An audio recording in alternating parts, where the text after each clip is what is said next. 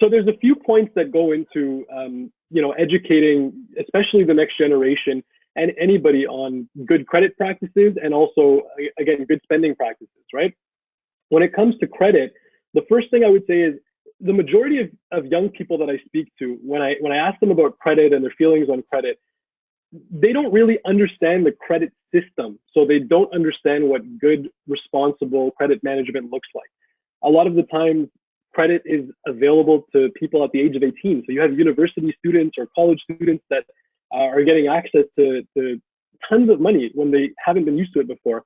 The biggest way to empower people and the biggest way to teach that lesson is by educating them on what the credit system looks like. So for example, I mean, I'm based in Canada, and the Canadian credit system has a few different components in terms of how your credit score is calculated.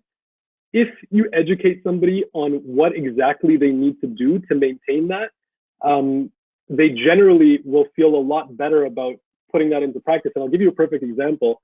Most people don't realize that in the Canadian credit system, you're allowed to have a balance on the credit that's available to you. So most people think, oh my God, I have so much money that I owe because I made a big purchase or a big transaction.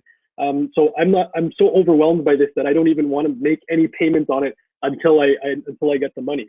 What they don't realize is, of course, you really do want to pay it off as soon as possible, but there's something called a minimum payment that you have to make. And as long as you make just the minimum payments, which are usually quite doable, you're protecting your credit score and your credit history.